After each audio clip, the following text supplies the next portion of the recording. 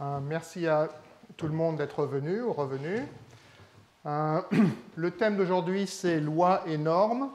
Plus généralement, les interactions entre incitations formelles du genre loi, prix, marché, contrat, et incitations informelles, sanctions, récompenses sociales, estime, honneur, et ainsi de suite.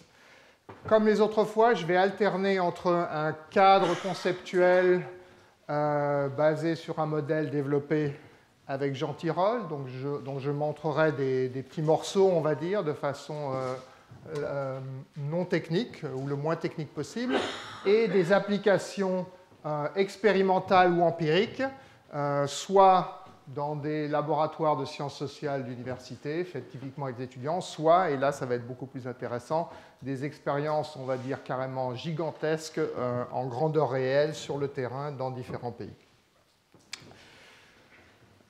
Alors, dans la plupart des situations, notre comportement réagit à un ensemble de motivations assez complexes. D'abord, il y a ce qu'on appelle les préférences, les désirs, les valeurs, les impulsions, etc.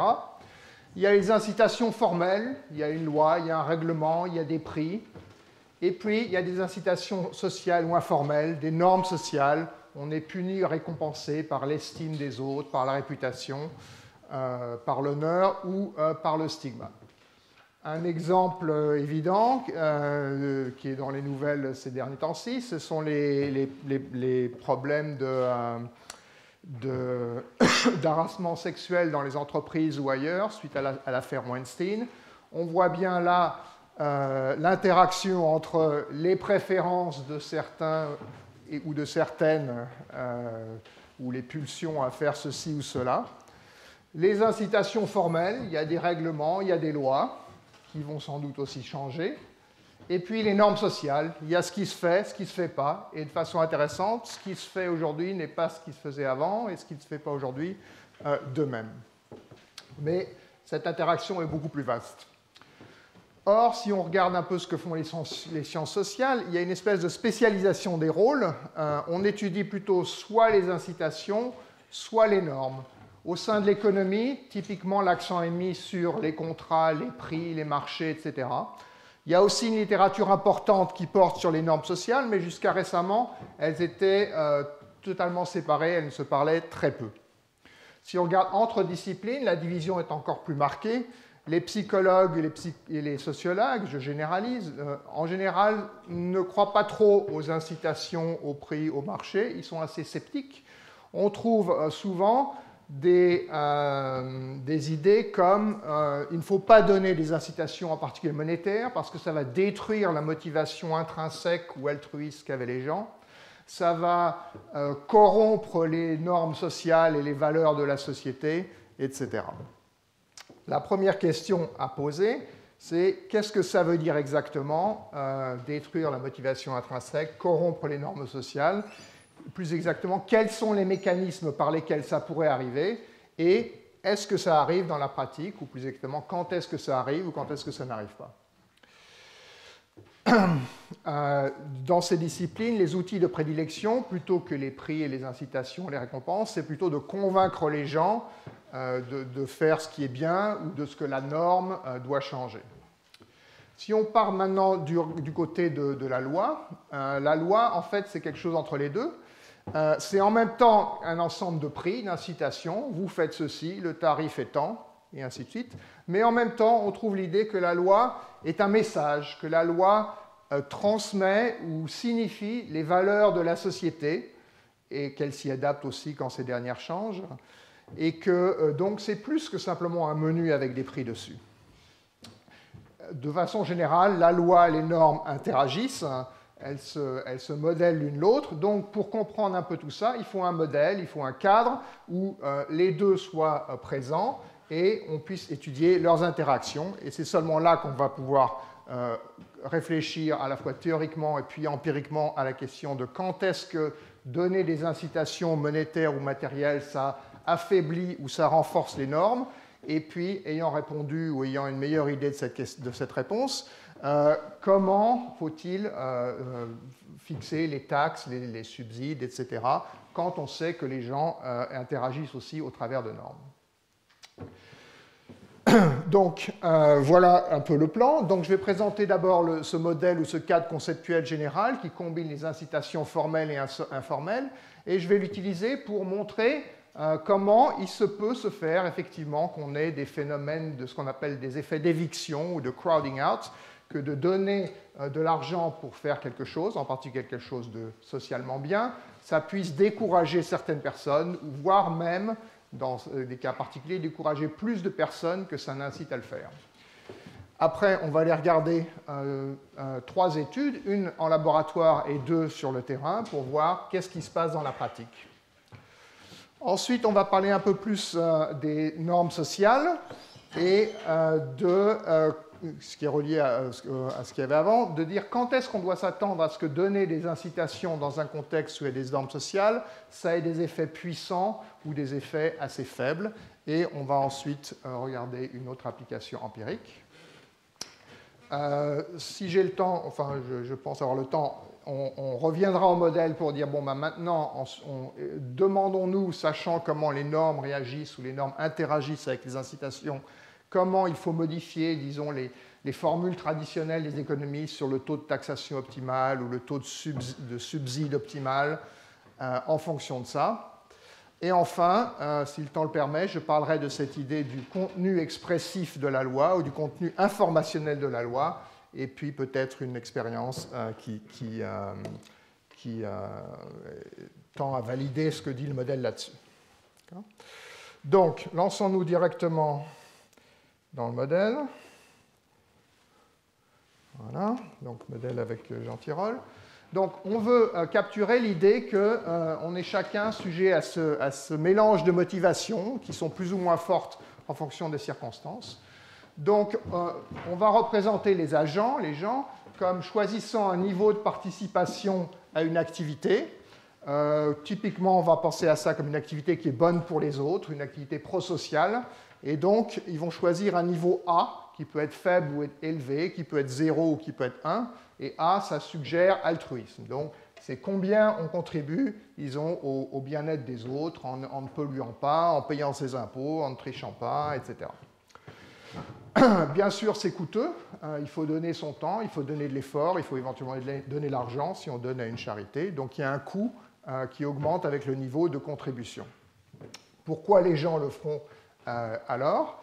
Il y a plusieurs raisons. D'abord, on peut être récompensé pour ce genre de choses. Par exemple, pour enseigner aux enfants, qui est une activité prosociale, ben, les gens sont payés.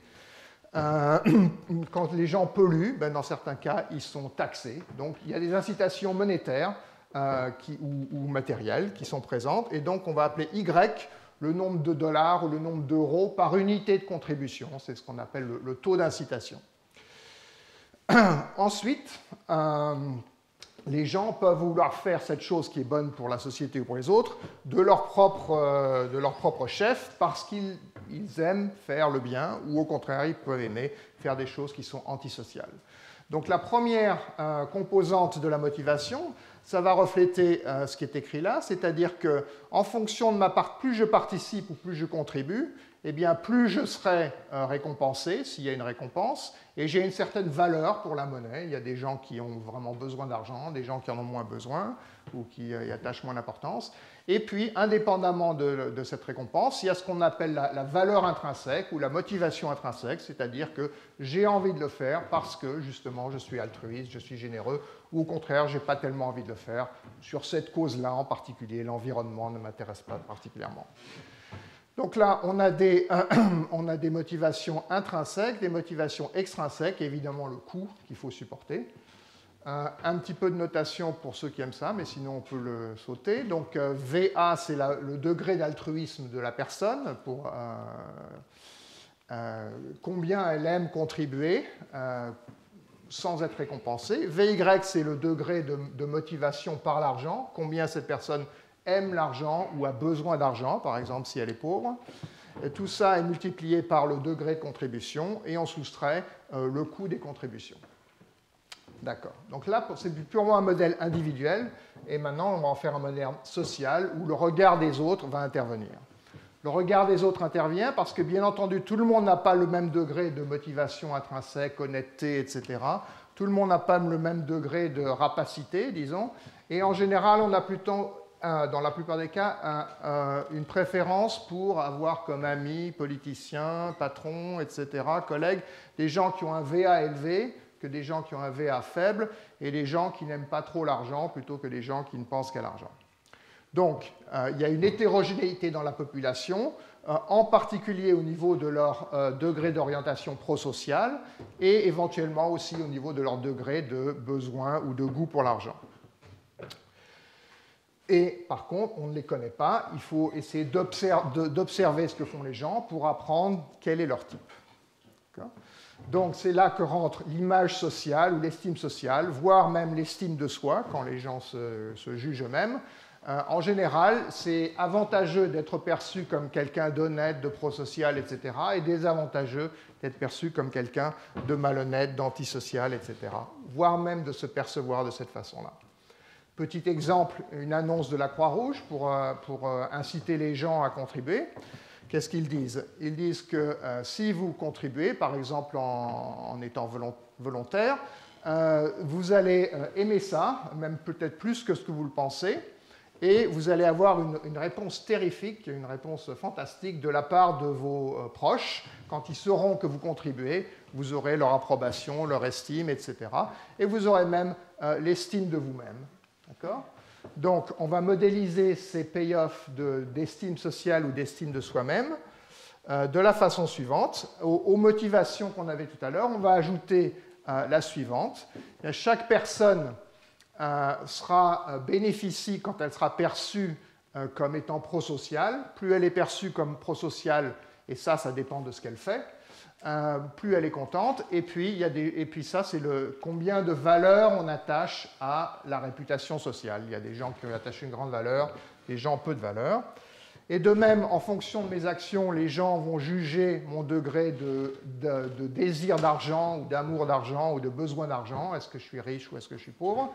Et je peux aussi être concerné par le fait que les gens pensent que je suis avare ou désireux d'argent ou pas. Et donc, en général, c'est une mauvaise chose. Donc, il y a un moins ici. D'accord ? Donc, la différence de ces deux choses-là, c'est ce qu'on va appeler la réputation ou le payoff réputationnel. Donc là, encore une fois, c'est la petite formule qui correspond à ça. Donc E, c'est pour espérance. Quel degré d'altruisme est-ce que les gens peuvent espérer de moi, étant donné combien j'ai contribué, étant donné combien éventuellement j'ai été récompensé pour contribuer. Et puis ça, ce M, c'est pour image, c'est combien a d'importance pour moi l'image sociale de mon altruisme ou dans ce cas-là, l'image sociale de mon degré de besoin ou de désir d'argent. D'accord ? Donc, quand on met... donc, on a maintenant les trois motivations qui vont interagir. Les gens font quelque chose de bien, soit parce qu'ils sont bons, et plus ou moins bons, ils en font plus ou moins, soit parce qu'ils sont récompensés, et en fonction de leur désir ou de leur besoin d'argent, ils le feront plus ou moins, soit parce qu'ils aiment être perçus ou se percevoir de façon positive plutôt que de façon négative. Donc il y a une petite couronne de laurier là. Ça, c'est donc l'estime de soi ou l'estime des autres. D'accord ? Différentes personnes auront différentes composantes de motivation. Et plus important, quand on va changer une des composantes de la motivation, eh bien, les autres vont souvent s'ajuster. D'accord ? Donc l'utilité totale ou les préférences globales de ces agences, c'est qu'ils vont choisir leur contribution ou leur degré d'effort, combien j'ai de les autres, combien je triche sur mes impôts, etc., en fonction des pénalités ou des incitations matérielles et de combien ils aiment ça, en fonction de la valeur intrinsèque de l'action ici et de combien ils y attachent d'importance, en fonction du coût, bien sûr, et en fonction des conséquences réputationnelles en termes de est-ce que les gens pensent que je suis une bonne personne, est-ce que les gens pensent que je suis une personne qui ne pense qu'à l'argent. D'accord ? Donc ça, c'est la formule où tout est mis ensemble. Si on se passe maintenant du point de vue de la politique ou des gens qui veulent encourager ces contributions sociales, quels sont les outils? Le premier outil, c'est de fournir des incitations matérielles, payer les gens pour faire ce qu'on a envie de faire. L'autre, c'est d'amplifier la visibilité des actions, d'amplifier le stigma sur les mauvaises actions, d'amplifier l'honneur sur les bonnes actions. C'est aussi une autre possibilité.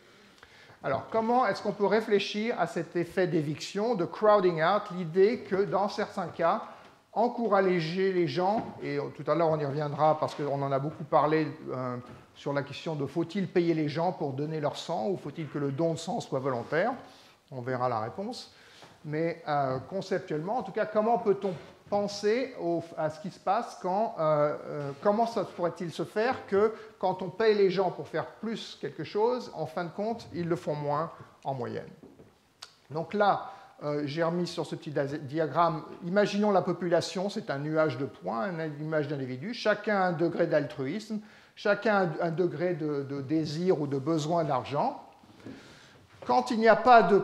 Et chacun, ici, c'est le comportement, c'est 0. Hein. Soit on le fait, soit on ne le fait pas, soit on donne du sang, soit on ne donne pas du sang, et on le fait si le coût est inférieur à la somme des motivations, la motivation intrinsèque, la motivation extrinsèque, qui dépend évidemment de combien on est payé, et la motivation réputationnelle, qui va aussi dépendre de combien on est payé, in fine.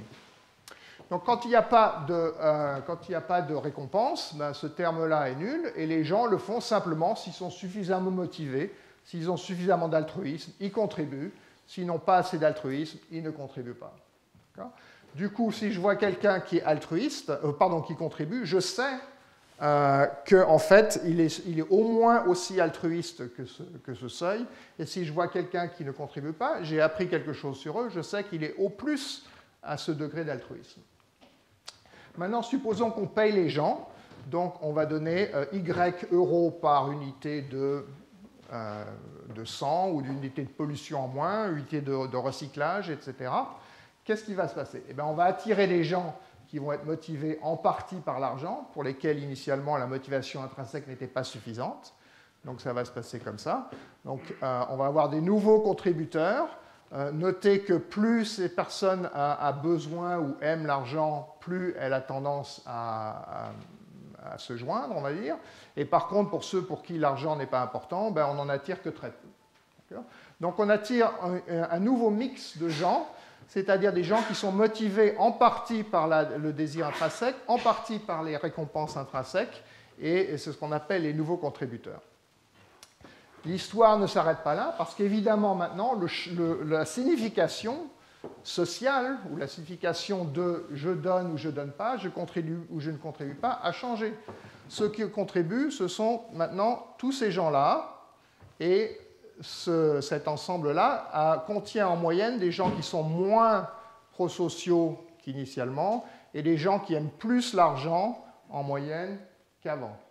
Donc la réputation comme étant prosocial va se dégrader, la réputation comme étant aimant l'argent va aussi se dégrader. Donc cet effet-là, ce payoff de réputation va diminuer et du coup ça va décourager les gens qui le faisaient aussi en partie à cause de la réputation. Donc la limite là ne bouge pas, ne reste pas où elle était. La réputation quand on est payé pour faire quelque chose de bien est inférieure à la réputation qu'on a quand on n'est pas payé. Donc, in fine, on va attirer ce nombre on va attribuer les contributeurs nouveaux dans cette région-là, et on va perdre ceux-là, c'est-à-dire ceux qui ne sont pas très motivés par l'argent, pas super motivés intrinsèquement. À la marge, ils le faisaient pour la réputation. Ben, la réputation a diminué, ils ne le font plus. D'accord ? Donc, on paye les gens pour se comporter mieux, disons. On en gagne certains, on en perd d'autres. Voilà un effet d'éviction. Après, qu'est-ce que ça donne en moyenne? Ben, ça dépend combien il y avait de gens dans cette région-là et combien il y avait de gens dans cette région-là. Ça dépend de la distribution de la population dans cet espace de préférence. Donc voilà un peu l'idée de comment, comme on dit dans certaines littératures, les récompenses ou les incitations polluent la signification de cet acte noble et généreux, etc. Et du coup, on va perdre certaines personnes, peut-être même plus qu'on en gagne. Ça, c'est une question empirique. Donc formellement, qu'est-ce que ça veut dire? Chaque personne va contribuer, là je retourne au cas où on peut contribuer non pas 0,1 mais un peu plus ou un peu moins. Chacun va contribuer jusqu'au point où le coût de contribuer un peu plus est juste égal au bénéfice de contribuer un peu plus. Le bénéfice de contribuer un peu plus, c'est que j'aime ça, plus ou moins, selon que je suis bon ou pas bon. Il y a une récompense, j'aurai un peu plus de récompense, et puis ça va changer mon image. Donc ce qu'on voit là, c'est que conceptuellement, le problème d'un observateur, maintenant, comment est-ce qu'on va juger les gens? C'est ce qu'on appelle un problème d'extraction de signal, ou ce que les psychologues appellent un problème d'attribution. Je vois ce que fait la personne, je vois combien de mal elle se donne, ou combien de temps elle passe à contribuer. Ce qui m'intéresse vraiment, c'est de savoir pourquoi elle le fait, savoir en particulier si c'est une personne qui est généreuse, bonne, honnête, etc., ou au contraire, si elle répond soit à ses autres motivations. Donc il faut que j'arrive à extraire de ce que je vois, qui est ceci, le signal sur son altruisme. Et si ça, c'est le signal, ça, en quelque sorte, c'est du bruit, c'est ce qui ne m'intéresse pas ou ce qui m'intéresse moins. D'accord ? Donc, voilà, c'est ce que je dis. Donc, les psychologues ou les sociologues appellent ça le social meaning de l'action. Les psychologues appellent ça l'attribution. À quoi est-ce que j'attribue le comportement? À la générosité, à l'avarice ou à la quête d'estime des autres. Et ce qu'on voit, ce qu'on avait vu sur le petit diagramme précédent, c'est que quand on augmente ceci, on peut endommager cela. D'accord ? De même, ça j'en parlerai moins, quand on augmente la réputation, les incitations réputationnelles, en donnant beaucoup de publicité à ce que font les gens, ça a un effet direct qui est qu'ils vont se comporter mieux, mais ça a aussi un effet indirect qui est que les autres vont se demander est-ce qu'ils ne le font pas pour la publicité, est-ce qu'ils ne le font pas pour la réputation. C'est ce qu'on appelle dans la littérature de psychologie sociale des effets de surjustification ou des effets de surdétermination, c'est-à-dire que le comportement, il est déterminé par beaucoup de choses et il n'est pas déterminé seulement par ce qui m'intéresse, il y a d'autres choses auxquelles je dois l'attribuer. D'accord ? Donc aussi bien les récompenses matérielles qui sont là ou les récompenses publicitaires ou d'estime, de visibilité, etc., vont avoir cet effet de surjustification. Comme je l'ai dit, si on verra des exemples, quand on rend plus visible, plus public les bons ou les mauvais comportements, ça a un effet direct, mais ça a aussi un effet indirect, qui est que les gens se disent c'est peut-être pour ça qu'ils le font, pas vraiment du fond de leur cœur. Bien. Donc, récapitulons. Le coût est égalisé aux bénéfices. Les bénéfices, il y en a 3, ou 3 sources. Et si j'augmente les incitations extrinsèques, en augmentant le taux auquel je récompense les gens, de 0 à quelque chose de positif, ou de quelque chose d'encore plus positif, la motivation réputationnelle, l'estime de soi, l'estime des autres va diminuer. Donc il y a un trade-off entre ces deux. Ce que montre, donc c'est formalisé par un modèle, et ce modèle donne lieu à des prédictions qui sont représentées sur cette courbe. Donc supposons que je veuille encourager ce comportement prosocial, polluer moins par exemple, ou payer ses impôts, etc.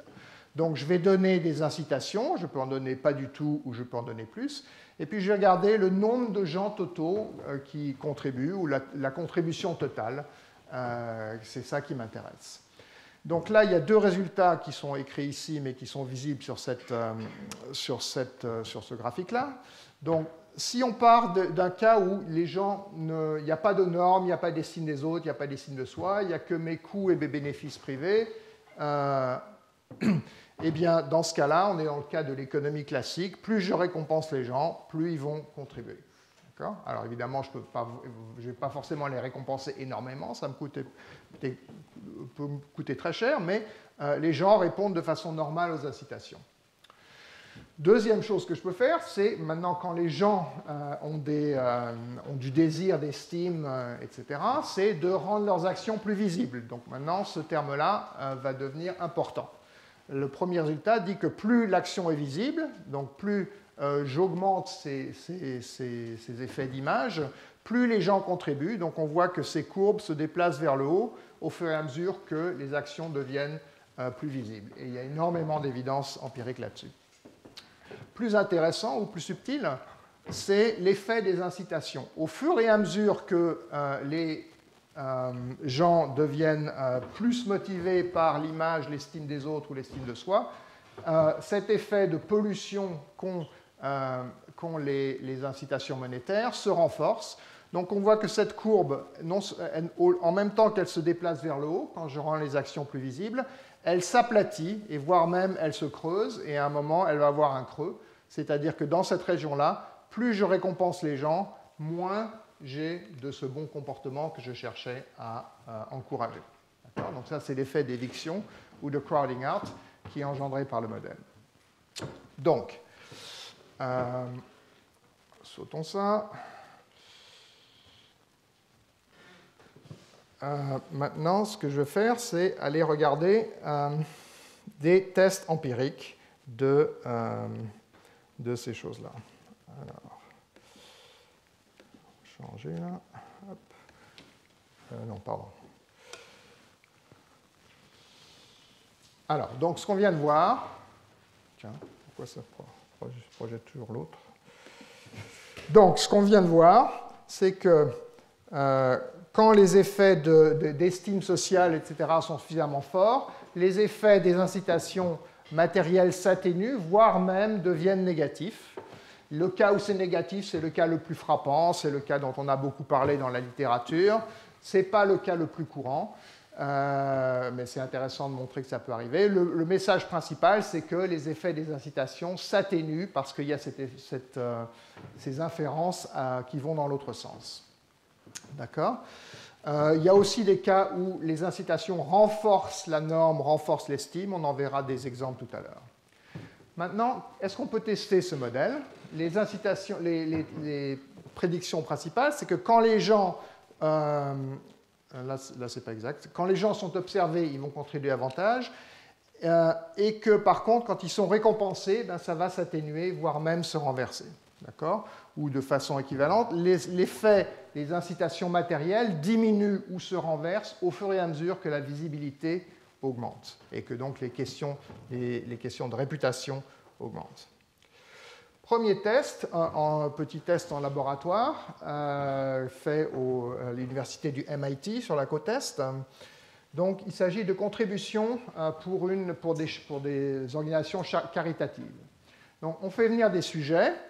Et leur tâche, c'est de presser le plus rapidement possible les touches Z et X sur un clavier pendant jusqu'à 5 minutes. Quel intérêt ? Aucun.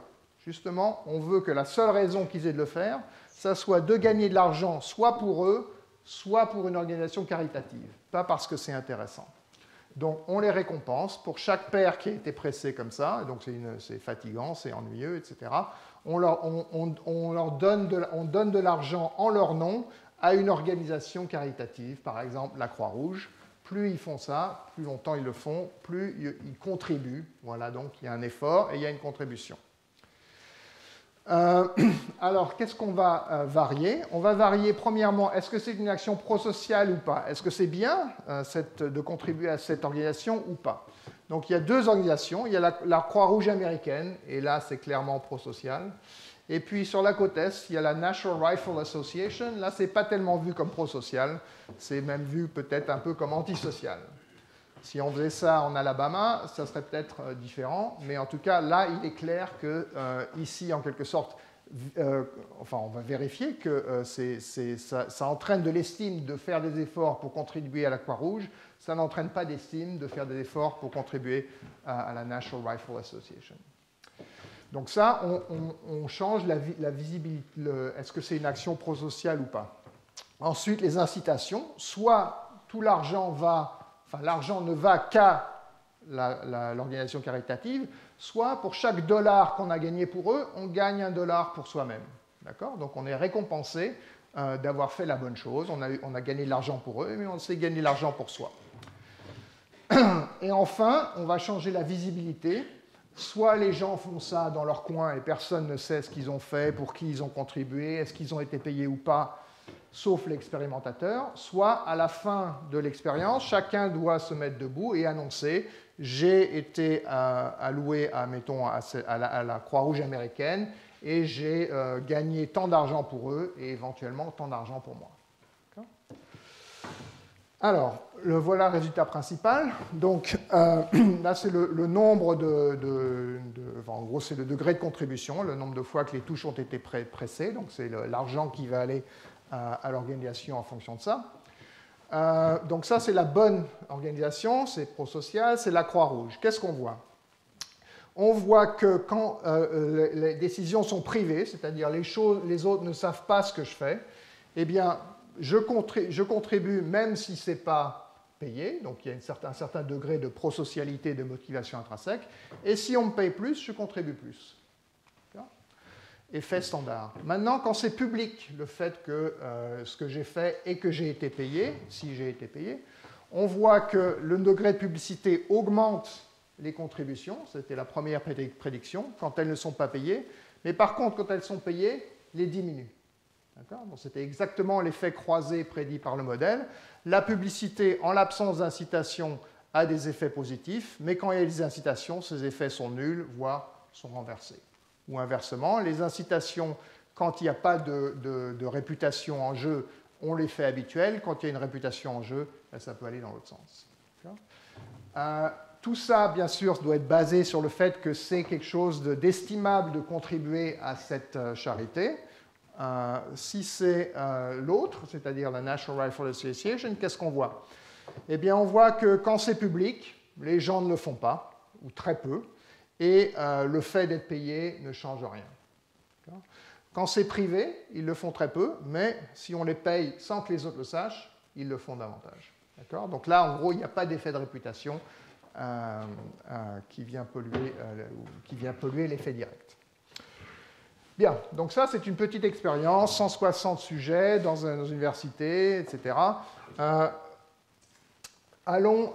Voyons plus grand avec ce papier de Ashraf et Bandiera qui nous emmène en Zambie, dans la capitale. Et ça va être les contributions, ça va être de faire quelque chose pour aider à réduire le taux de transmission du virus VIH, qui est un des plus élevés au monde dans ce pays, 1 personne sur 6 à peu près.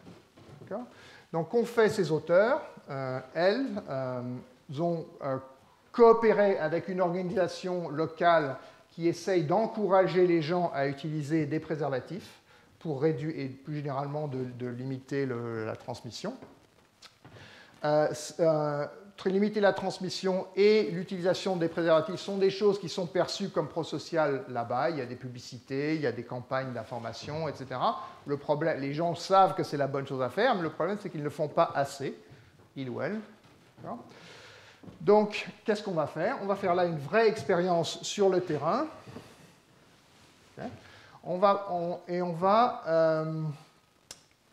Les gens avec lesquels on va travailler, ça va être des coiffeurs et des barbiers, parce que ce sont des gens qui voient les clients souvent, qui leur parlent, c'est une audience captive, qui leur vendent d'autres produits, qui ont une relation.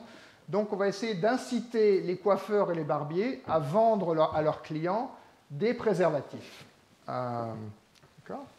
Donc on divise la capitale en 200 voisinages.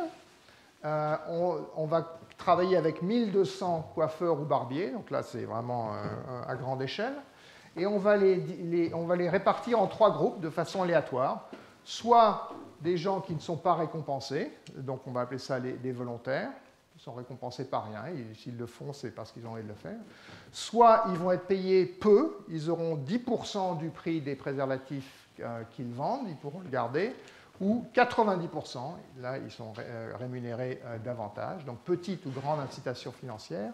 Et enfin, incitation d'estime sociale, ce qu'ils appellent le traitement, le star treatment. On donne au salon une espèce de thermomètre qu'ils peuvent mettre sur le mur, et chaque fois qu'ils vendent un paquet de préservatifs, ils ont droit à une étoile, et ils peuvent montrer combien ils ont été bons socialement en vendant beaucoup de préservatifs. D'accord ? Donc, 3 conditions, pas de récompense, récompense financière petite ou grande, et récompense d'estime sociale, on va dire. OK, le résultat principal est visible sur ce graphique-là. D'abord, on les recrute en leur disant aidez-nous à combattre le sida et promouvez votre business.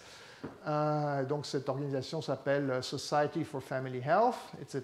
Donc les gens reçoivent ces publicités, ils arrivent, ceux qui sont d'accord pour participer, on leur donne un training, et après on tire au hasard par eux, parmi tous ces coiffeurs et barbiers, ou coiffeuses et barbiers, ceux qui vont être récompensés, pas récompensés, vont avoir les étoiles, etc.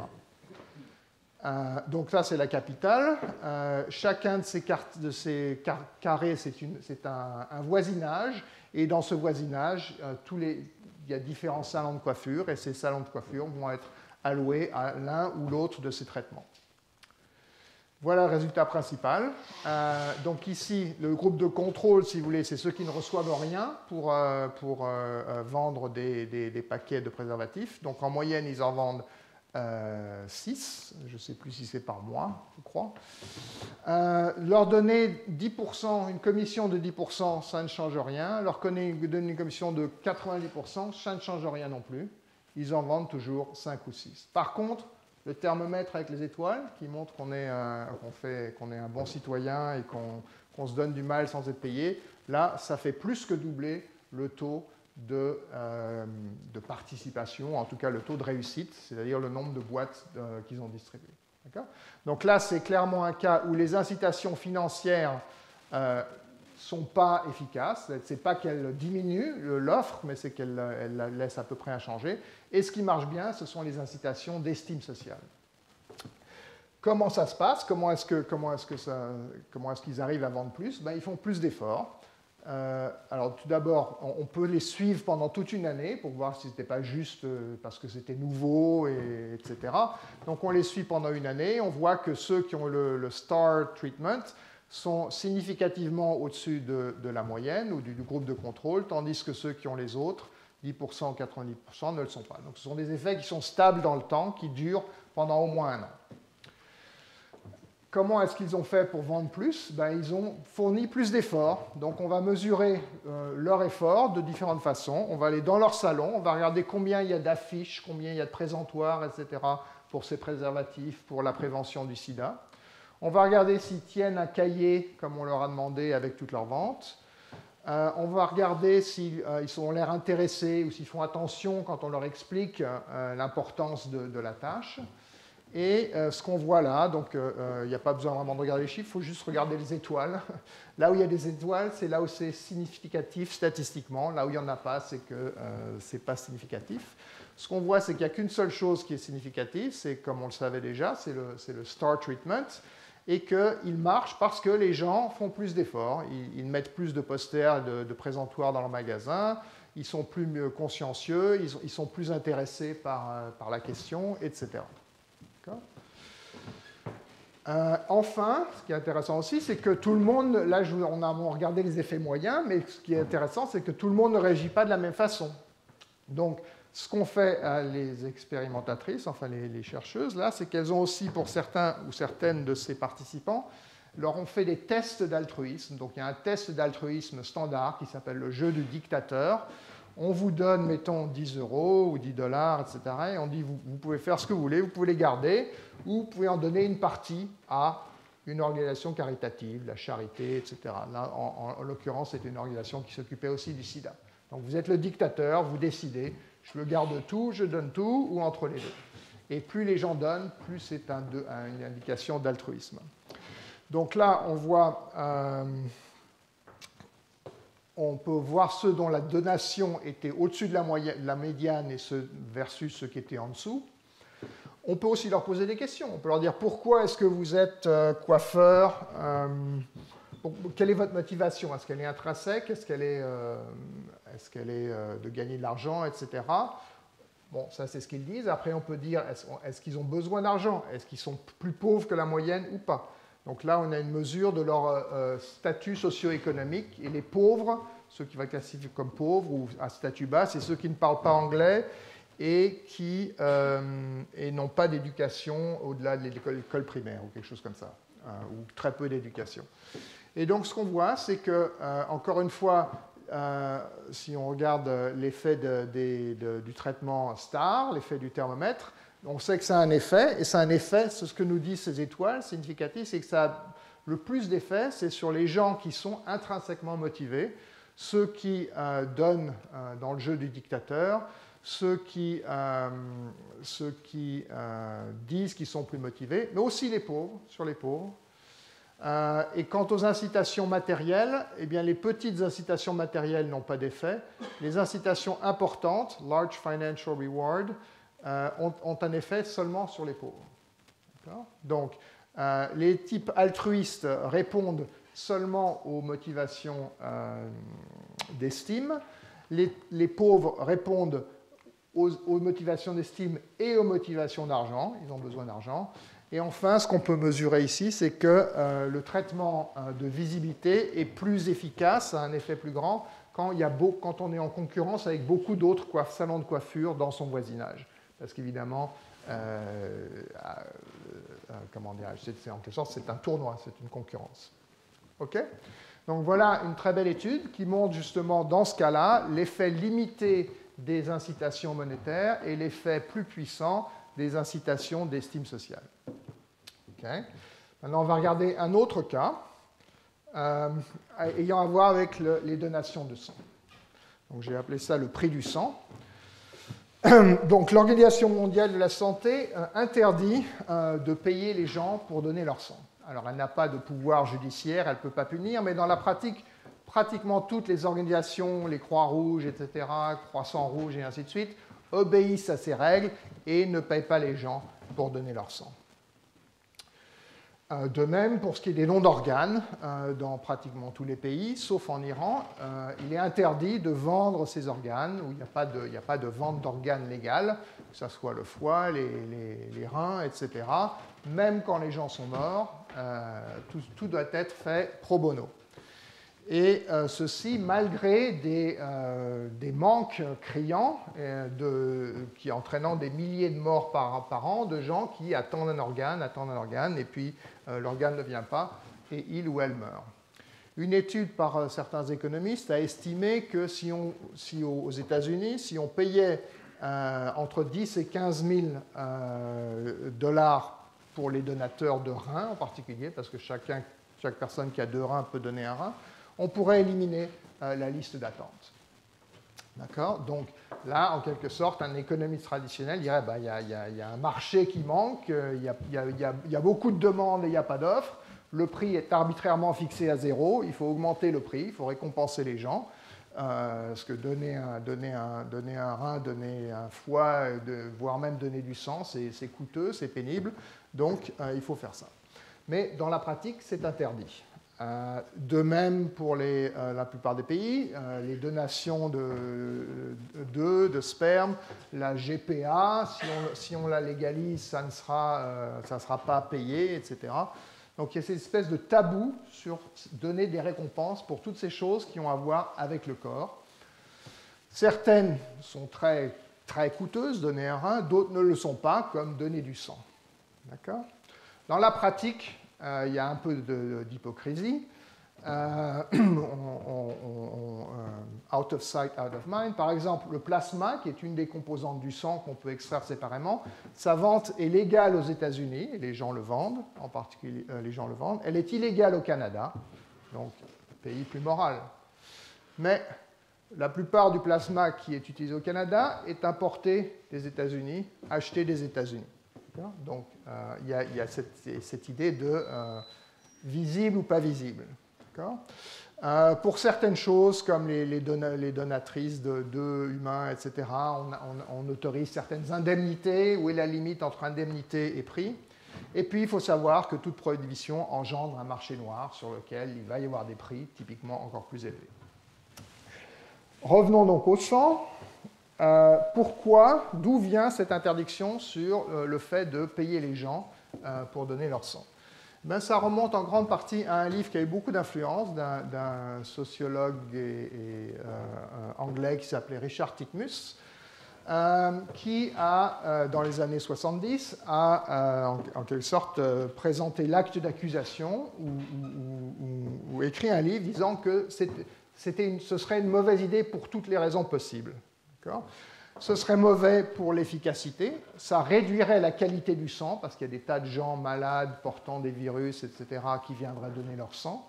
Et à cette époque-là, c'était surtout l'hépatite qu'on redoutait, et on n'avait pas de test pour détecter l'hépatite dans le sang.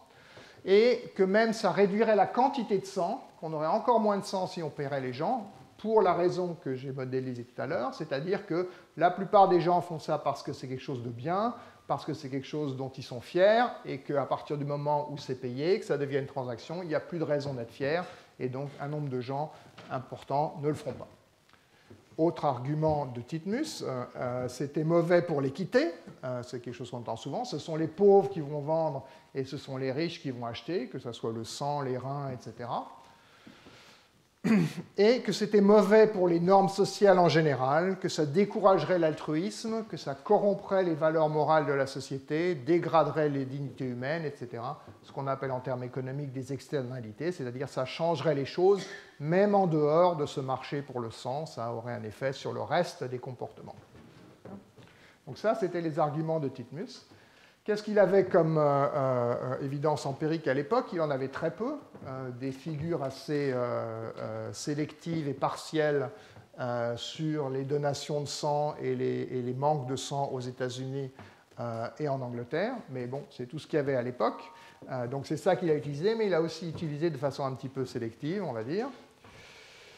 Mais cette idée de faire cet argument, même sans évidence, c'est quelque chose qu'on entend assez souvent. En particulier, vous avez peut-être entendu parler de ce livre qui a eu pas mal aussi de retentissement récemment, de Michael Sandel, un philosophe à Harvard, qui est aussi plein d'arguments d'autorité, sans vraiment beaucoup d'évidence, sur le fait que certains marchés seraient catastrophiques du point de vue de la moralité de la société. Ce qui est intéressant, c'est que depuis Titmus jusqu'à très récemment, personne n'a vraiment regardé empiriquement ce qui se passait quand on récompensait les gens pour donner le sang. Qu'est-ce qui se passait pour la quantité? Qu'est-ce qui se passait pour la qualité?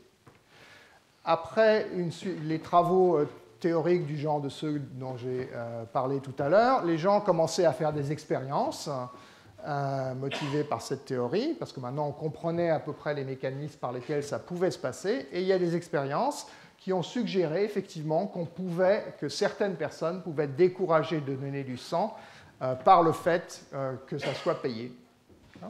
Mais donc c'est intéressant, on était content quand on a vu ça, si je puis dire, mais c'était des expériences assez petites, encore une fois, sur des étudiants dans une université. On ne regardait pas vraiment si les gens donnaient du sang ou pas du sang, mais simplement s'ils s'inscrivaient sur des registres de donateurs, et quand on les payait, il y en avait qui s'inscrivaient moins, etc. Donc, là encore, ce qu'on veut faire, c'est partir du laboratoire, aller dans le vaste monde et voir ça en vrai. Donc là, une série d'études empiriques extrêmement ambitieuses par deux économistes américains et un psychologue, deux économistes italiens et un psychologue américain.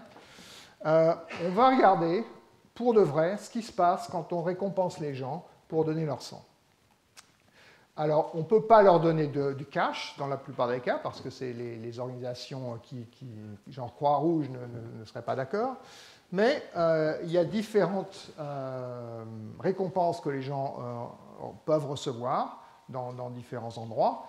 Des t-shirts, des tasses à café, des bons de réduction dans les magasins, ça va se passer aux États-Unis. Des bons d'achat comme sur Amazon, etc. Donc ça, c'est carrément du cash. C'est du cash qui ne dit pas son nom. Vous avez un certificat de 15 $ que vous pouvez dépenser sur Amazon. C'est comme du cas, ou de 5 ou de 10. En Argentine, ils ont fait ça avec des coupons, des coupons que vous pouviez échanger contre ce que vous voulez, avec lesquels vous pouviez payer 10 $ ou 20 $ dans un supermarché. En Italie, une autre expérience où les gens qui donnent du sang, l'employeur leur donne un jour de vacances payé. Et là encore, une récompense plutôt d'estime sociale. On va mentionner leur nom dans le journal local. Donc tout ça a été fait et tout ça peut donc être mesuré. Certaines de ces études, on a simplement regardé ce qui se faisait avant, par exemple sur les t-shirts, les mugs, etc. Ça se faisait déjà avant. La Croix-Rouge ne donne pas d'argent, mais parfois elle donne des t-shirts, elle donne des petits cadeaux. Donc on va voir comment les donations varient avec la valeur du cadeau. Et puis, là, c'est vraiment là où l'expérience, c'est vraiment une expérience. On va faire une expérience sur le terrain, randomisée, comme tout à l'heure. On va donner aux gens 0, 5, 10 ou 15 $ pour donner leur sang. Alors, on va commencer dans l'Ohio. Dans l'Ohio, avec des campagnes où on envoie des gens, des événements, où on envoie des gens aux gens des annonces en disant « venez donner votre sang », etc. Ça s'appelle des blood drives.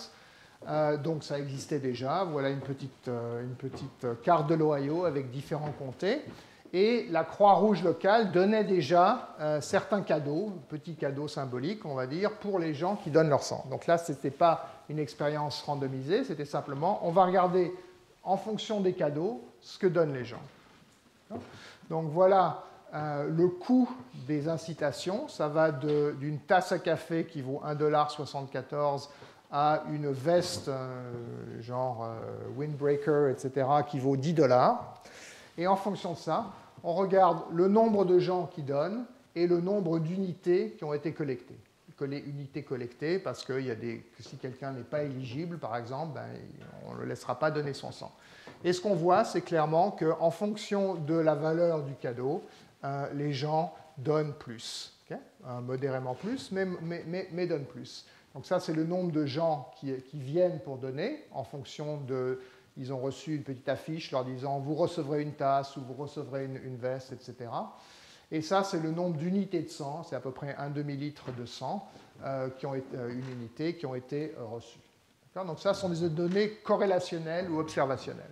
Ce qu'on veut, en fait, c'est une expérience vraiment au sens carrément scientifique ou médical. Donc c'est là qu'on va, toujours dans l'Ohio, en collaboration avec la Croix-Rouge américaine, on va envoyer à 100 000 personnes, encore une fois, des invitations. Venez contribuer votre sang, c'est important, etc. Et pour certaines, on va leur dire, vous serez récompensés par 5 $, 10 $ ou 15 $. Pour d'autres, on ne leur dira rien, mais une fois qu'ils sont sur place, on leur dira, oh, en fait, vous allez pouvoir être récompensés, etc. D'accord? Donc, c'est une échelle gigantesque. Donc, il y a 27 événements dans lesquels les gens reçoivent, ou une partie des gens savent qu'il y aura des récompenses. Il y en a 50 auxquels on dit qu'il y aura une récompense, et il y en a 50% auxquels on ne dit pas qu'il y aura une récompense, mais quand ils arrivent, il y a effectivement une récompense. En regardant les deux, on voit l'effet purement de est-ce qu'on peut attirer les gens en leur disant qu'il y aura une récompense ou pas. Après, il y a d'autres événements où on ne dit pas aux gens que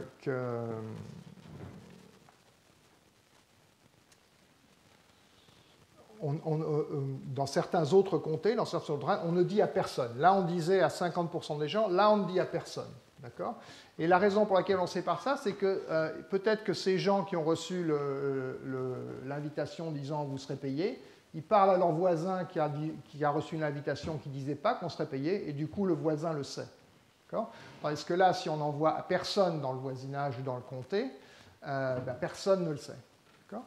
Donc, en comparant les taux de donation entre ici et ici, on peut mesurer ces effets de spillover, ces externalités, dans quelle mesure les gens apprennent par leurs voisins qu'il va y avoir des récompenses et dans quelle mesure ça les incite à venir.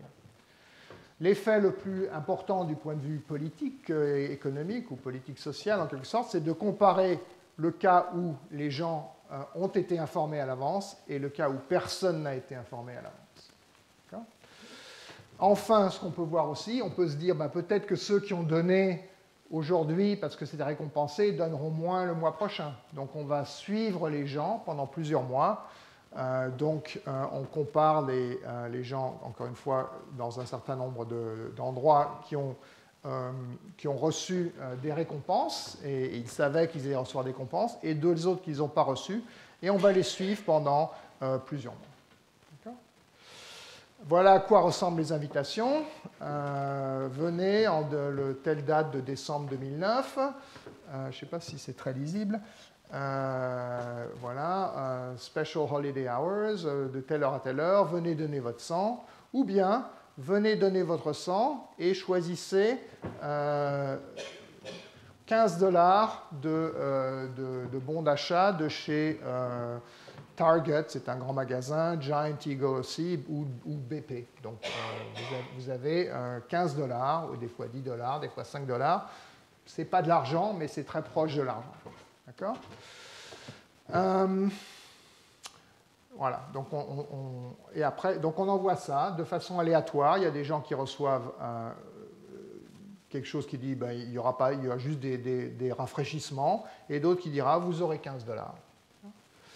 Alors, qu'est-ce qu'on observe? Ça, c'est par invitation qu'on a envoyé. Ce qu'on voit déjà, c'est que le taux de réussite est assez bas. Donc, il faut en envoyer effectivement des dizaines ou des centaines de milliers pour récupérer une quantité de sang significative. Mais ce qu'on voit, c'est qu'au fur et à mesure que la valeur du cadeau augmente, eh bien, il y a plus de gens qui viennent pour donner leur sang. D'accord ? Ça, c'est ceux qui savaient à l'avance qu'ils recevraient 5, ou qu'ils recevraient 10, ou qu'ils recevraient 15. Quand les gens savent qu'ils recevront 15, ben, ils viennent plus, même plus de 2 fois plus que quand ils savent qu'ils recevront 5. Et ils viennent aussi plus que quand ils savent qu'ils ne recevront rien. Ça, c'est les gens qui ne savaient pas, ou auxquels on n'a pas dit directement qu'il y aurait des récompenses. Et ce qu'on voit, c'est que quand il y a une récompense de 15, ben, ils en entendent parler d'une façon ou d'une autre, par leurs voisins, par les autres personnes qui ont reçu l'autre invitation. Donc il y a cet effet de spillover. Les gens viennent plus quand il y a une récompense dont ils ont appris l'existence indirectement par leurs voisins. Voilà le taux de donation. Une fois que les gens sont sur place, okay. Alors, ce qui est important de dire, c'est que les gens sont payés pour venir. Ils ne sont pas payés pour donner, justement pour éviter, parce qu'on va leur demander, est-ce que vous avez été dans tel pays, est-ce que vous avez telle maladie, etc. On a envie qu'ils soient honnêtes. Si on les payait seulement quand on prend leur sang, ils auraient des incitations à être malhonnêtes. Donc là, on les paye seulement, on les paye quand ils viennent. D'accord ? Et puis, une fois qu'ils sont payés, ils peuvent donner ou ils peuvent s'en aller. Ils peuvent être opportunistes. Donc, qu'est-ce qu'on voit? C'est que le taux de donation... encore une fois, augmente, aussi bien pour les gens, surtout pour les gens qui savaient à l'avance qu'ils allaient avoir des récompenses. Le taux de donation augmente, en gros, entre 12% et 15% en fonction des récompenses que les gens ont reçues. Analyse coût-bénéfice, qu'est-ce qu'on a in fine?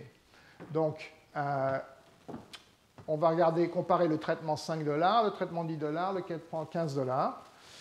Alors, historiquement, quand il n'y avait pas de récompense, en moyenne à chacun de ces sites, il y avait 13 personnes ou 14 personnes qui venaient et on avait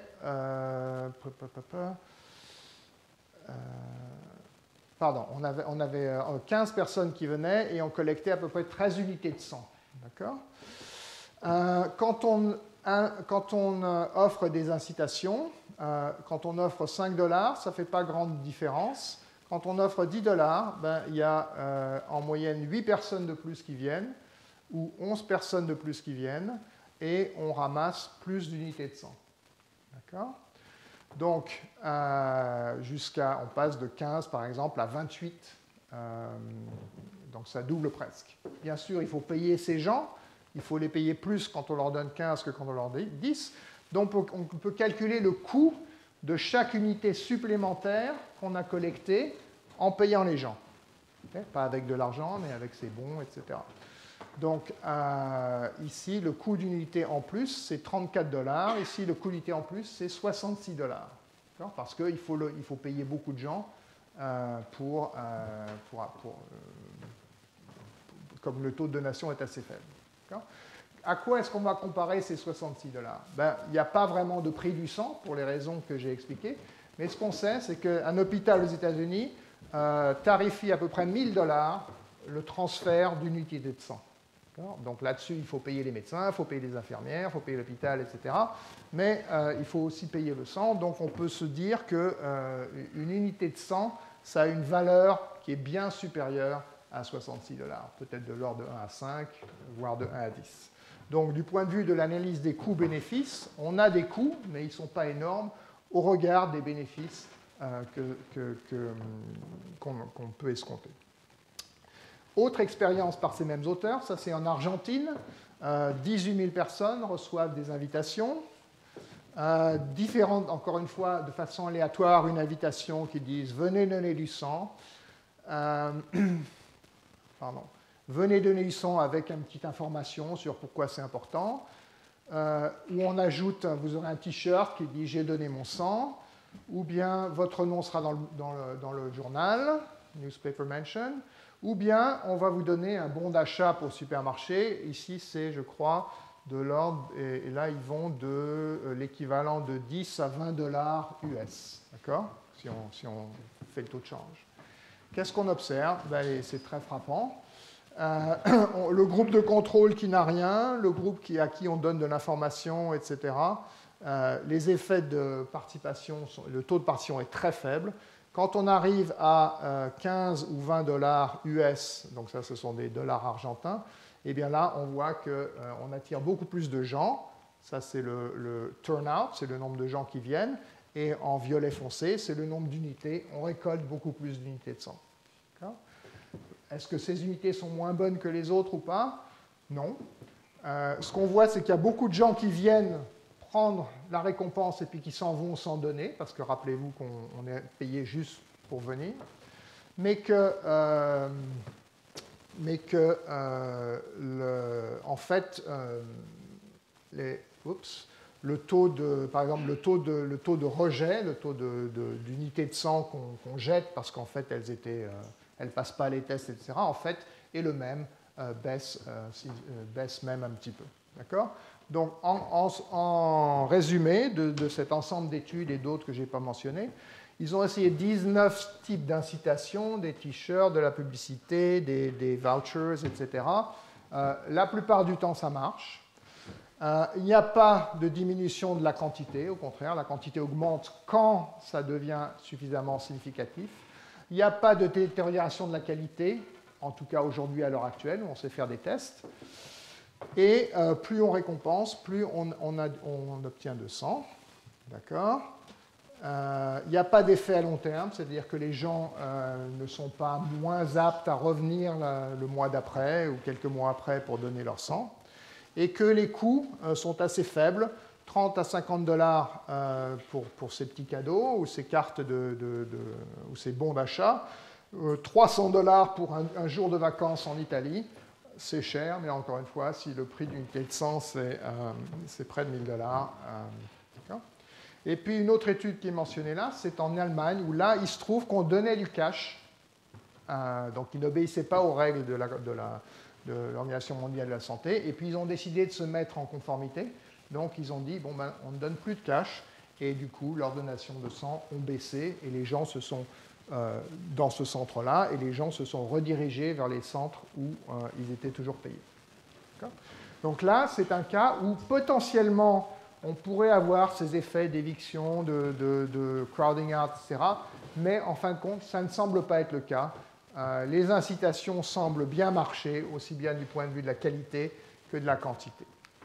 D'accord ? D'où la question se pose ensuite, peut-être que, et en fait, les gens commencent à y réfléchir, peut-être pour que d'autres types de donations de moelle osseuse, donations d'autres choses, ça pourrait être envisageable. En tout cas, ce que ceci montre, c'est qu'il faut des données, quoi. On ne peut pas simplement parler dans l'abstrait. OK. Donc, maintenant, je retourne un petit peu vers le modèle pour parler un peu plus de normes sociales, d'honneur et de stigmatisation. Avoir une prédiction ou quelques prédictions empiriques et qu'on va encore maintenant aller retester sur le terrain. Donc, on va réessayer cette manœuvre délicate.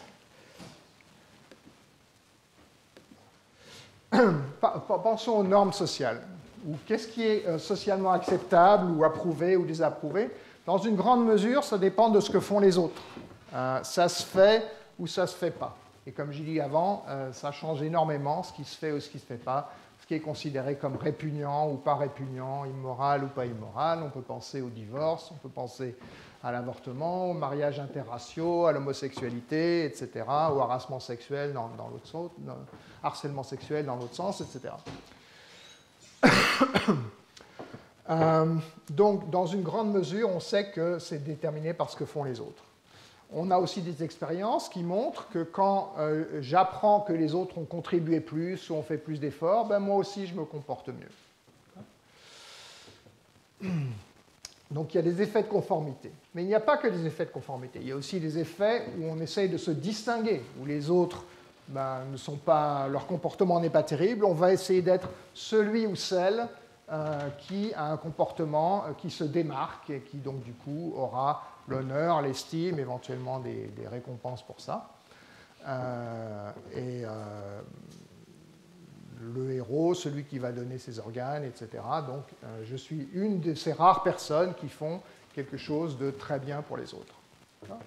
Donc on va essayer de démêler un peu cette interaction entre l'honneur de faire quelque chose de très bien et éventuellement de très rare, et le stigma de faire quelque chose de vraiment mauvais.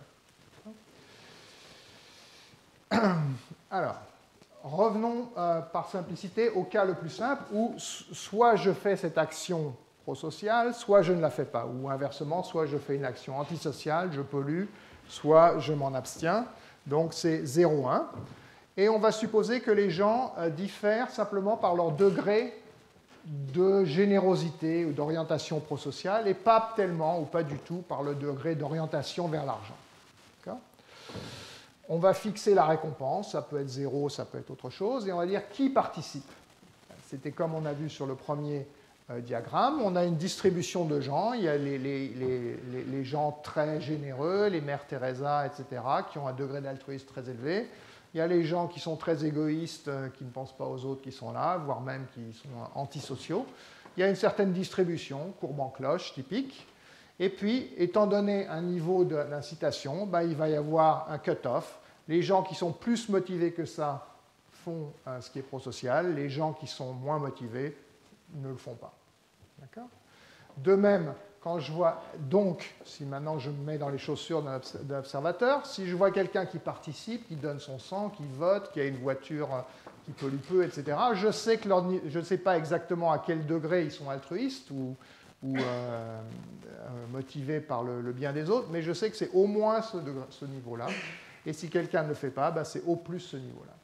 Donc, je vais attribuer aux personnes qui participent l'honneur, c'est-à-dire la réputation qui correspond à la valeur moyenne des V dans cette section-là. Et les gens qui ne font pas la bonne chose, ou qui font la chose antisociale, je ne sais pas où ils sont ici, mais en moyenne, je vais calculer la moyenne sur ce segment-là, et c'est ça qu'on va appeler la stigmatisation. Okay ? Et quand je me pose la question de est-ce que je devrais faire ce qui est bien ou pas faire ce qui est bien, je me dis, il y a un coût pour moi, il y a éventuellement une récompense, et puis si je le fais, j'aurai l'honneur, si je ne le fais pas, j'aurai le stigma, donc je gagnerai la différence entre les deux. C'est ça mon incitation d'estime sociale ou réputationnelle à me comporter bien. D'accord ? Donc, je compare encore une fois le coût de cette action, donner du sang, voter, etc., à la somme des bénéfices, mon degré d'altruisme intrinsèque, alors je peux être très motivé ou je peux être pas motivé du tout, l'incitation, est-ce que je suis payé ou puni selon que je fais quelque chose de bien ou pas, ce qui va déplacer ce cut-off, et puis le fait que si j'agis bien, eh bien j'aurai l'honneur plutôt que le stigma. Okay ? Donc ça c'est l'incitation informelle, l'incitation sociale qui vient se rajouter et interagir avec l'incitation légale ou l'incitation financière qui peut éventuellement être là. Maintenant, on va poser la question suivante. Supposons, encore une fois, qu'on augmente l'incitation, qu'on paye les gens ou qu'on récompense les gens, ou si on pense à la loi, on punit plus sévèrement ceux qui le harcèlement sexuel, la pollution, etc. Donc on donne une incitation à se comporter bien. Qu'est-ce qui va se passer? Mis à part les cas un peu paradoxaux qu'on a regardés au début, où en fait on obtient un effet total qui va en sens inverse, en général, on aura un peu plus ou beaucoup plus de participation. Donc la limite va se déplacer par ici, d'accord? Et donc on aura, voilà. Donc on aura plus de gens qui se comportent bien. Un peu plus, beaucoup plus, ça dépend. Et comme on l'a regardé, comme on l'a noté tout à l'heure, maintenant le fait d'avoir changé l'incitation matérielle change aussi la signification sociale ou l'attribution qu'on fait pour les gens qui font ou ne font pas cet acte. C'est-à-dire que ceux qui participent maintenant, c'est plus seulement ceux qui sont au moins aussi altruistes que ça, c'est ceux qui sont au moins aussi altruistes que ça. Donc c'est un groupe un peu moins généreux, un peu moins estimable que le précédent. Donc l'estime diminue. Ceux qui ne le font pas, bien que maintenant ça soit puni de ne pas le faire ou que ça soit récompensé de le faire, c'est maintenant vraiment le fond du panier. Ce sont les gens qui sont vraiment mauvais, plus mauvais qu'avant, au moins aussi mauvais que ça, versus au moins aussi mauvais que ça. D'accord ? Donc, quand on augmente les incitations, qu'est-ce qui se passe? L'honneur à se comporter bien diminue, mais la punition sociale ou le stigmate à se comporter mal augmente. Et comme ce qui compte, c'est la différence entre les deux, on ne sait pas très bien dans quel sens ça va aller. Si c'est surtout l'honneur qui diminue, eh bien, ce terme-là va diminuer, et donc les incitations ont un effet faible. Si c'est surtout le stigmate qui augmente, les incitations ont un effet fort. Dans quel cas est-ce qu'on est? Eh bien, supposons par exemple que initialement, la limite, au lieu d'être ici au milieu, elle soit par là. Qu'est-ce que ça veut dire qu'elle est par là? Ça veut dire qu'il y a beaucoup de gens qui s'abstiennent et très peu de gens qui participent. Donc ça, c'est typiquement pour une action rare et coûteuse, donner un rein, donner son sang, être héroïque, etc. On va être de ce côté-là de la distribution. À l'inverse, pour un comportement où la plupart des gens se comportent bien, du genre ne pas battre sa femme et ses enfants, la limite va être ici. La plupart des gens vont contribuer ou participer et il y aura seulement peu de gens qui se comportent très mal et ils seront sujets à beaucoup de stigmas. L'implication de ça, c'est que selon le taux de, si vous voulez, de participation, le taux de conformité à la norme initiale, selon que le bon comportement est rare ou est relativement courant, c'est l'honneur ou c'est la stigmatisation qui va, réagir le plus. Donc, ça je vais sauter. Donc, quelles sont les implications? Première implication, c'est que quand c'est l'honneur qui domine dans, si vous voulez, dans la quête d'honneur ou la quête de reconnaissance qui domine du point de vue réputationnel, ce qui compte, c'est d'être identifié parmi les quelques personnes qui sont bonnes, qui font cette action, même si elle est très coûteuse. D'accord ? Et quand on augmente les incitations, l'honneur diminue, c'est moins glorieux, comme tout à l'heure, donc les incitations on va avoir encore une fois un effet d'éviction. Donc le taux de participation va augmenter avec le taux d'incitation, mais éventuellement ça peut être assez faible. Quel type de comportement relève de ce cas-là? Comme j'ai dit tout à l'heure, ce sont les comportements pour lesquels la plupart des gens se comportent de façon médiocre, et il y a juste quelques saints ou quelques saintes qui font la chose exceptionnelle, qui sont des héros, qui donnent leurs organes, etc. Ce sont des comportements, des cas où c'est très coûteux de faire l'action prosociale. À l'inverse, quand c'est assez peu coûteux de faire l'action prosociale, la plupart des gens vont se comporter bien, et ce qui va dominer dans les attributions, dans les inférences, c'est que les gens qui ne se comportent pas bien, eux, vont être identifiés comme vraiment le fond du panier.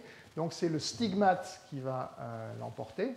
Et donc, plus il y a de gens qui se comportent bien, plus le stigmate sera fort, et donc, du coup, ça va faire un effet boule de neige. Donc là, un effet de substitution ou un effet d'éviction. Là, on voit un effet, au contraire, où les incitations et la norme se renforcent mutuellement. Ça fait boule de neige. D'accord ? Donc ça, c'est quand les effets de stigmatisation sont dominants. On va avoir ce qu'on appelle du crowding in, donc un effet boule de neige. Plus j'incite les gens à bien se comporter, plus la stigmatisation de ceux qui ne se comportent pas bien va augmenter, et donc plus ils vont avoir intérêt à se comporter bien, et donc ça fait boule de neige. Ce qui relève de ce cas-là, c'est quand le comportement prosocial est relativement peu coûteux, où ce sont seulement certains, on va dire, pervers qui choisissent de faire la chose antisociale. D'accord. Et donc là, en fait, ce qui peut se passer à cause de cet effet boule de neige, c'est qu'on peut avoir deux équilibres ou deux normes sociales. Oublions ce trait qui est au milieu, mais voyons ce qui se passe sur le nombre de gens qui participent au fur et à mesure qu'on augmente l'incitation. Ben, si elle est trop faible, ben, les gens ne participent pas. Si j'augmente l'incitation, les gens commencent à participer. Les gens ne participent toujours pas.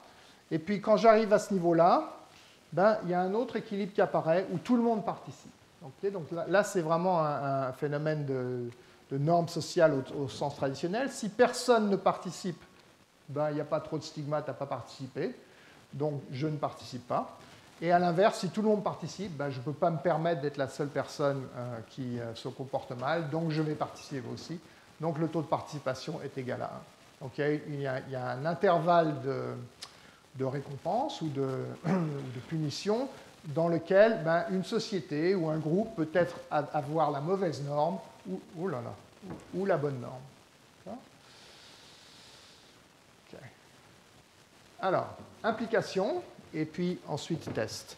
Donc, ce qu'on a vu, c'est que les incitations matérielles vont être assez peu efficaces pour inciter les gens à se comporter bien quand se comporter bien, c'est quelque chose de coûteux et de rare. Et elles vont être au contraire beaucoup plus efficaces, avoir cet effet boule de neige, quand c'est quelque chose de relativement pas très difficile et surtout aussi de très visible. Okay. Petit exemple, et ensuite on va voir une vraie expérience sur le terrain. Petit exemple, c'est les sacs en plastique. Alors apparemment, ce n'est pas tout à fait la même chose en France et en Irlande. L'Irlande était le premier pays à faire payer les gens pour des sacs en plastique dans les magasins. Donc petit coût, petite incitation à avoir un sac en tissu. Et donc cet article raconte qu'en quelques semaines, les sacs en plastique ont disparu. Et tout le monde avait des sacs en tissu, etc., dans sa voiture, au bureau, etc. Comment ça s'est passé? Est-ce que c'est vraiment parce que les gens ne voulaient pas payer 33 centimes? Pour certains, sans doute, mais selon ce reporter, en quelque sorte, ce qui est passé, c'est cet effet boule de neige. C'est devenu inacceptable socialement de se balader avec un sac en plastique. C'était comme porter un manteau de fourrure ou ne pas nettoyer après son chien. Donc on voit ici, en tout cas, une suggestion de cet effet boule de neige. Okay. Donc implication positive, c'est ça qu'on va tester. L'effet des incitations matérielles doit être, donc de la loi, des punitions, des récompenses, doit être plus fort quand il y a déjà beaucoup de gens qui se comportent selon la norme et doit être faible quand il y a peu de gens qui se comportent selon la norme. Donc, maintenant, on va partir en Chine.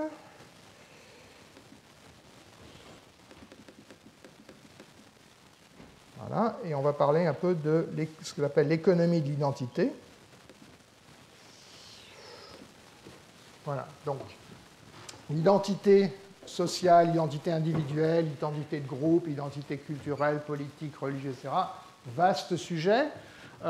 Traditionnellement, encore un autre sujet auquel s'intéressaient surtout les sociologues et éventuellement les psychologues sociaux, et assez peu les économistes, mais depuis, on va dire, la fin des années 90, les économistes ont commencé à s'y intéresser de façon assez massive. Donc il y a beaucoup de travaux là-dessus, des travaux théoriques, des travaux expérimentaux, des travaux empiriques.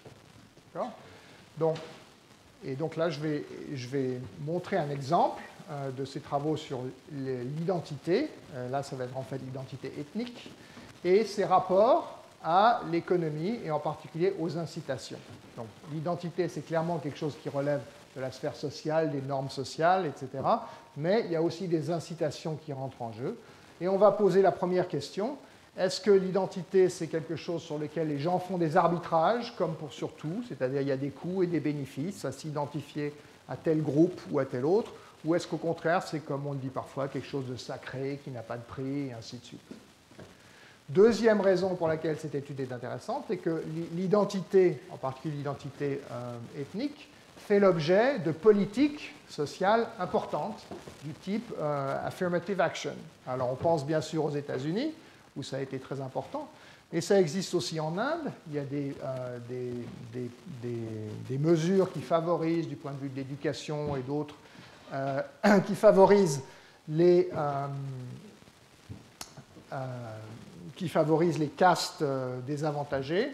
Et en Australie aussi, pour les aborigènes, les First People, au Canada. Donc ça existe dans énormément de pays du monde, et ce sont des grands pays, États-Unis, Canada, Australie et Chine. On va voir ce qu'on fait pour les minorités ethniques. Donc la question ici, c'est quand on met en place ce genre de programme, qu'est-ce qui se passe? Qui est-ce que ça affecte? Et éventuellement, est-ce que les gens peuvent changer d'identité ou changer l'identité de leurs enfants, c'est ce qu'on va regarder, en fonction des avantages et des inconvénients. Alors, encore une fois, c'est un endroit, enfin c'est un cas où les facteurs sociaux et les facteurs économiques interagissent, et donc c'est ça qu'on va regarder. Donc c'est un papier de deux économistes qui s'appelle donc Ethnicité des enfants dans les mariages mixtes, théorie et évidence venue de Chine, et donc il utilise le modèle que j'ai évoqué pour regarder cette question. Donc, la Chine, il y a une population qui est largement majoritaire, ce sont les Han. En 2010, c'était plus d'1,2 milliard. Et il y a 55 minorités qui représentent 100 millions de personnes. D'une région à une autre, il y a beaucoup de variations dans ces minorités. Il y a des provinces où il y en a peu et des provinces où il y en a énormément. Il y a des problèmes politiques, culturels, etc., liés à certaines de ces minorités. Là, c'est clairement un exemple.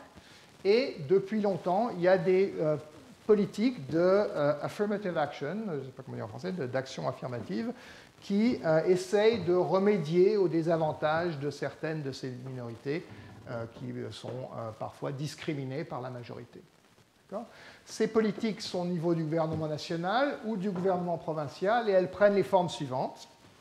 Premièrement, les gens qui sont reconnus comme faisant partie d'une de ces minorités, et comme on va voir tout à l'heure, c'est sur leur carte d'identité, c'est sur tous les documents officiels, on ne l'est pas, ont droit d'avoir des exceptions à la politique de l'enfant unique. La politique de l'enfant unique a été resserrée, rendue plus drastique en 1980, donc cet avantage augmente après 1980. Donc on peut y penser comme si vous avez le choix entre vous déclarer comme minorité ethnique ou pas, il y a un avantage qui a augmenté après 1980. Il y a aussi des avantages pour les enfants qui sont classifiés comme minorité ethnique. Ils ont des points en plus aux examens très importants de l'examen nationaux qui font que tous les élèves qui veulent rentrer à l'université sont classés, et en fonction de ça, ils peuvent aller dans différentes universités. Il y a quelques priorités sur certains emplois. D'accord ? Donc ça, c'est en quelque sorte les bénéfices matériels de choisir pour son enfant une identité minoritaire quand on a le choix. Qui est-ce qui a le choix ? Ceux qui ont le choix, ce sont les parents qui sont dans les couples mixtes. Si vous êtes Han-Han, il n'y a aucune façon dont votre enfant peut être minorité. Si vous êtes Han minorité, là, on peut choisir l'ethnicité du père ou de la mère. Et là, ça devient information publique, donc estime, stigmate, etc., normes sociales, et aussi bénéfices qui sont attachés à l'une ou l'autre identité. Donc, les incitations économiques sont claires. Si vous avez le choix, il y a des bénéfices qui sont attachés à déclarer votre enfant comme faisant partie d'une minorité. Il y a évidemment aussi des normes sociales, et on va voir ce que c'est que la norme sociale assez rapidement. Les sources de cette étude, encore une étude assez gigantesque, on prend des données des recensements, et on a plus de 25 millions de personnes dans cette étude. Donc on n'est plus du tout dans le cadre des petites études de laboratoire, etc. C'est la progression naturelle. qu'est-ce qu'on observe? On observe si ces minorités choisissent pour leur enfant l'ethnicité majoritaire du père ou de la mère, donc les déclarent comme minorité ou comme Han. On observe les incitations qui varient de province à province, qui varient d'année en année, donc planning familial. Est-ce qu'en fait les couples mixtes ont plus d'enfants ou pas plus d'enfants? Les différences de score, etc. Quelle est la norme sociale qui prévaut? La norme sociale qui prévaut en Chine, c'est qu'on doit, entre guillemets, donner à l'enfant, surtout si c'est un garçon, l'identité ethnique du père.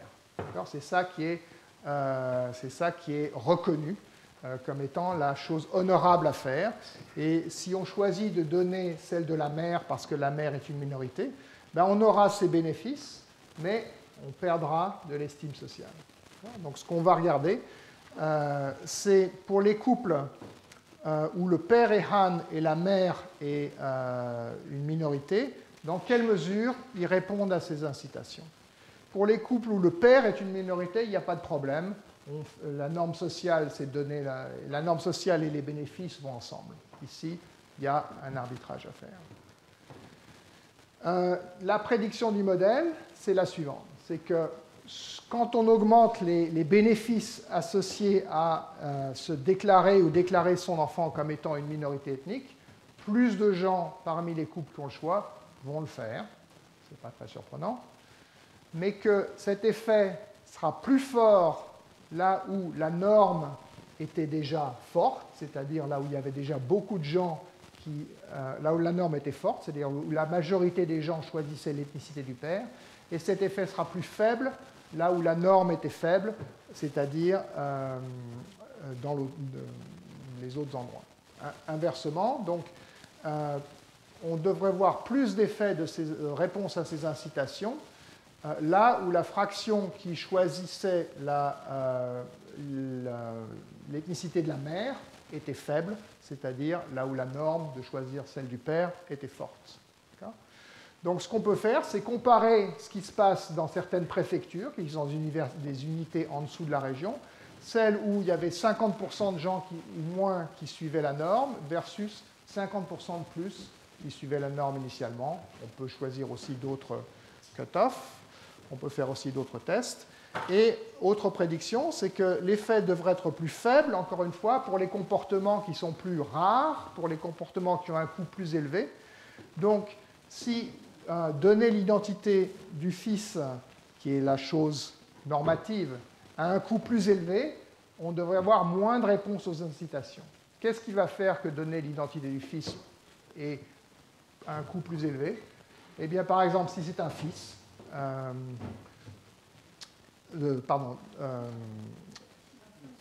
si l'enfant est un fils, oui, exactement, ou si la mère fait partie d'une minorité religieuse et le père pas, ce qui va en quelque sorte accroître la distance culturelle entre le père et l'enfant. Okay. Alors, comment est-ce qu'on détermine la norme? Oups. Vous ne pouvez peut-être pas le voir, mais donc ils sont allés sur des forums où les gens discutent est-ce que je devrais donner une telle ou telle ethnicité à mon enfant? Donc là, vous ne pouvez pas le dire, mais la question que pose quelqu'un, c'est si le père est Han et la mère est minorité, est-ce que l'enfant peut être minorité? Et les réponses, c'est oui, c'est OK, j'ai un ami qui a choisi l'ethnicité de la mère. En général, vous devriez choisir l'ethnicité du père, voilà la norme. Mais c'est OK si vous choisissez celle de la mère. Les parents peuvent faire un choix, etc. Ici, une opinion plus forte. L'enfant doit avoir l'identité du père, absolument. Ou alors, ici, vous pouvez suivre celle de la mère et il y a des bénéfices qui sont attachés à ça. Ça, c'est assez amusant. Je suis allé déclarer la naissance de mon enfant à la police. Je suis un Han et ma femme est une minorité. J'ai dit à mon fils à la police que je voulais que mon fils soit Han. C'est la bonne chose. Ils ont gentiment suggéré que je déclare mon enfant comme minorité en me disant qu'il y avait tous ces bénéfices attachés à ça. Mais j'ai insisté pour que ça soit un Han, et j'espère que le futur de mon enfant dépendra de ses qualités et non pas de son ethnicité, etc. Donc on voit la norme et les incitations. Alors, quels sont, je vais conclure là, donc quels sont les résultats de cette étude? Ce qu'on voit, c'est que on regarde la part des enfants qui suivent l'ethnicité de la mère, d'accord, dans les couples où la mère est minoritaire et le père est Han, et on voit effectivement qu'elle augmente après les années 90. Par contre, quand la mère est Han et le père minorité, comme j'ai dit, il est clair que l'enfant a tous les avantages à être minorité, donc là, ça reste presque zéro. Donc l'action, c'est vraiment quand le père est Han, et la norme dit que l'enfant devrait être Han, et quand la mère est minorité. Et ce qu'on voit, c'est que cette proportion qui choisit l'ethnicité de la mère augmente au cours du temps. Je vais sauter ça. Voilà, c'est là qu'on le voit le mieux. Donc ici, on regarde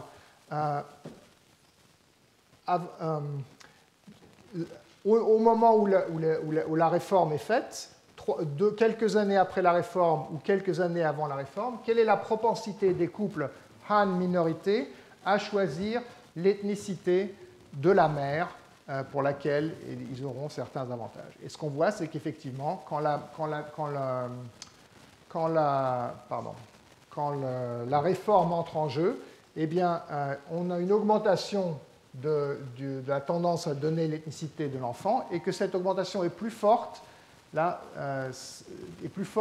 où initialement la fraction était plus faible. Donc c'est cet effet croisé, là où la fraction était moins de 50%, c'est là que ça augmente par rapport à là où la fraction était plus de 50%. Donc je vais sauter les résultats. C'est assez robuste. On peut regarder effectivement si l'enfant est un fils, on voit que l'effet diminue. Si la femme fait partie d'une minorité religieuse, aussi l'effet diminue, l'effet s'atténue. Donc les prédictions du modèle qui sont que les incitations devraient avoir un effet positif qui est plus fort là où la norme est forte, moins fort là où la norme est moins forte, qui est plus fort là où le coût de bien se comporter est faible, qui est plus faible là où le coût de bien se comporter est fort, sont satisfaites. D'accord ? Donc, en quelque sorte, c'est bien pour le modèle, mais c'est plus intéressant de façon générale parce qu'on a appris d'une part sur les effets des politiques d'affirmative action en Chine, ce qui est important. On a appris aussi sur les déterminants de l'identité, que l'identité, ça rentre dans ce cadre où les gens arbitrent entre incitation matérielle, incitation sociale, que les incitations sociales dépendent de ce que font les autres, et que donc, et que bien qu'en quelque sorte on puisse dire tout dépend de tout, non, il y a quand même des prédictions précises qui ressortent de ça, et dans ce cas-là, elles sont vérifiées. D'accord ? Donc là, je crois que j'ai plus de temps, donc je vais aller directement à la conclusion. Que la loi et les normes s'influent l'une sur l'autre. On peut analyser ça de façon formalisée. On peut faire des tests. En général, ils marchent plus ou moins bien. Ils marchent plutôt bien, je voulais dire. Et que le progrès dans ce domaine-là, comme dans les autres domaines dont j'ai parlé avant, sur les croyances, s'opère par des allers-retours constants entre les leçons de la psychologie et de la sociologie, ou ce qu'elles suggèrent, des modèles plus formalisés par lesquels on représente ces effets potentiels, des tests sur des petits échantillons mais bien contrôlés dans des laboratoires, et puis des expériences sur le terrain où vraiment, en quelque sorte, on change la réalité, que ce soit des dons de sang ou de la prévention du sida ou les choix ethniques des parents pour leurs enfants. Voilà. Et je vous remercie de votre attention.